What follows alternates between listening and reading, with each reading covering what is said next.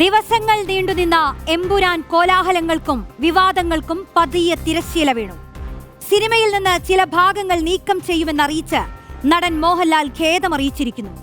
സംവിധായകൻ പൃഥ്വിരാജ് ആ പോസ്റ്റ് പങ്കുവയ്ക്കുകയും ചെയ്തു.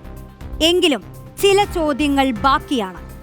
സിനിമയിലെ ചില രാഷ്ട്രീയ സാമൂഹിക പ്രമേയങ്ങൾ തന്നെ സ്നേഹിക്കുന്നവരിൽ കുറെ പേർക്ക് വലിയ മനോവിഷമം ഉണ്ടാക്കിയെന്നാണ് മോഹൻലാൽ അറിയിച്ചത്.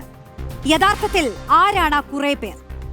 എമ്പുരാൻ സിനിമയുടെ ആദ്യ ഷോയ്ക്ക് തൊട്ടു പിന്നാലെ ടിക്കറ്റ് ബുക്കിംഗ് ക്യാൻസൽ ചെയ്യാൻ ആഹ്വാനം നടത്തിയവർ, സമൂഹ മാധ്യമങ്ങളിൽ ബോയ്ക്കോട്ട് ക്യാമ്പയിൻ നടത്തിയവർ, പൃഥ്വിരാജിന് തീവ്രവാദ ബന്ധമുണ്ടോ എന്ന് അന്വേഷിക്കണമെന്ന് പറഞ്ഞവർ, മോഹൻലാലിന്റെ ലഫ്റ്റനന്റ് കേണൽ പദവി എടുത്തു കളയണമെന്ന് മുറവിളി കൂട്ടിയവർ, ഇങ്ങനെ സമൂഹ മാധ്യമങ്ങളിലും നേരിട്ടുമെല്ലാമായി എമ്പുരാനെതിരെ അറപ്പുളവാക്കുന്ന വിദ്വേഷ പ്രചാരണങ്ങൾ നടത്തിയവർ.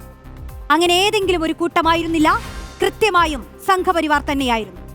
BJPയുടെയും അനുബന്ധ പ്രസ്ഥാനങ്ങളുടെയും ഔദ്യോഗിക നേതാക്കൾ പോലും പ്രതികരണങ്ങൾ നടത്തി. രാഷ്ട്രീയ സിനിമകൾ ഒരുപാട് കണ്ടിട്ടുള്ള നാടാണ് കേരളം. ഇടത് വലത് മുന്നണികളെ രൂക്ഷമായി പരിഹസിച്ച സന്ദേശം സിനിമ ഇന്നും ടിവിയിൽ ആസ്വദിക്കുന്നവരാണ് മലയാളികൾ.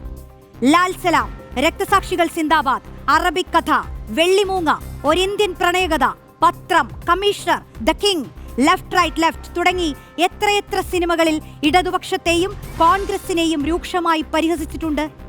ആ സിനിമകളൊന്നും ഈ നാട്ടിൽ റീസെൻസർ ചെയ്യേണ്ടി വന്നിട്ടില്ല. സംവിധായകനോ നടന്മാർക്കോ പരസ്യമായി മാപ്പ് പറയേണ്ടി വന്നിട്ടില്ല. എന്നിട്ടും കേരളത്തിലെ മുഖ്യമന്ത്രിയിൽ നിന്നും പ്രതിപക്ഷ നേതാവിൽ നിന്നും ഉൾപ്പെടെ വലിയ പിന്തുണ ലഭിച്ച ഒരു സിനിമയ്ക്ക് വെട്ടുവീഴുന്നു. ന്യൂസ് ബസ് ചോദിക്കുന്നു, എമ്പുരാനിൽ ആർക്കാണ് പൊള്ളിയത്?